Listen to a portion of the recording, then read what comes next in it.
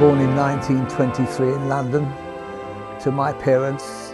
Their name was Anna and Harry, and I was number 5 out of 7 children born. So there were plenty of children before me and there were other children after me. But my parents originally came from Russia towards the end of World War I, when they ran away from the Russian Revolution. My father left first with my grandfather left first with my father going to America, and he stopped in England on the way and left his son, my father, in London with family while he went on to America to sell up house, shall we say. And later on he sent for his wife, my grandmother, and the 5 girls to come with them. But when my grandmother came to England, she didn't know English at all. She only knew Yiddish and Russian, so she wouldn't get off the boat.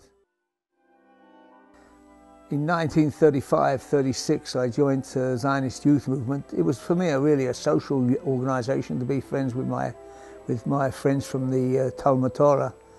And you've got to remember, in England at those times, Hitler had come to power, and there was anti-Semitism, and there was already a call for a Jewish state in Israel, and the head offices of the World Zionist Youth Organisation was in London, in Great Russell Street.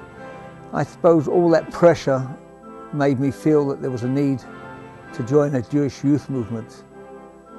And I just grew with the movement until 1939. Well, I was called up into the British Army, and they said to me, because of my working on the farm, I'd been working on tractors, they said, well, you can go into the Royal Engineers. So I said, well, what will I do in the Royal Engineers? So they said, well, we're working on rollers, steam rollers, to make roads. So I said, well, that's not going to get me to Germany very fast. So they said, if you want to get to Germany very fast, we'll put you into amphibious tanks.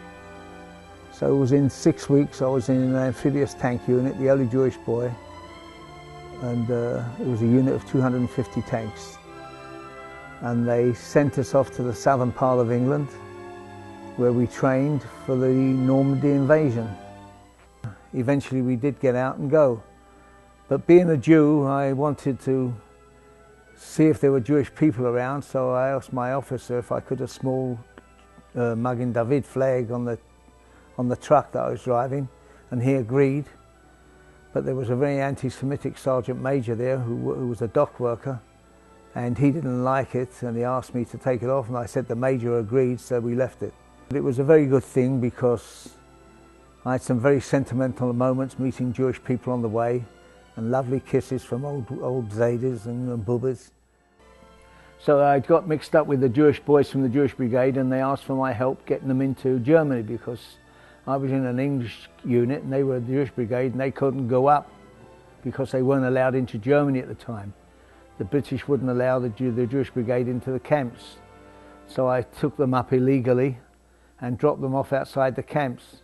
Going into the semi-concentration camp in Belgium before the people were shipped up north, and then being in Belsenbergen the day after it was freed, I realised fully then that I was more of a Zionist than ever before, because I fully realised that if the Jewish people don't have a home of their own, they're going to be persecuted forever, and they needed a country of their own. And that made me more go to Israel than anything else. Living in the kibbutz for 30 years, I was dissatisfied.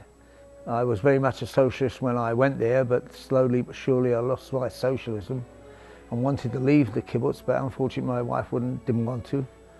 And we had 2 children, Rena and Yael, and eventually we went through a divorce, and I decided to leave and go to America, because at that time the economy in Europe was very, very bad.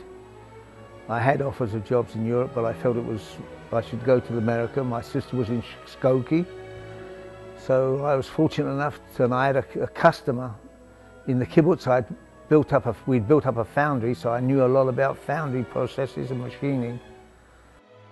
I moved to Chicago, and I stayed with my sister and brother for 6 weeks to get used to it, and then I moved down to Sheridan Road, because they told me there was all the Jewish ladies, single ladies there.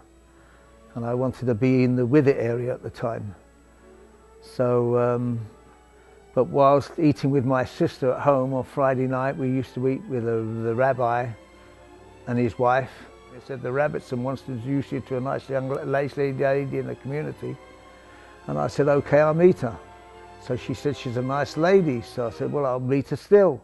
But she said, she's too nice for you. So I said, okay, I'll still meet her. So we went together and we broke off, and then we got together again, and then we got married. Okay. So Lil and I got married in 1978. And I suppose you could say we lived happily ever after. It's not true, really. Until we got all the 5 girls together and getting used to each other, and ourselves getting used to each other. Obviously, every marriage has its ups and downs, but I can't complain. I think ours has been up all the way. And we've had an enjoyable life. And we've enjoyed all the grandchildren and the great-grandchildren.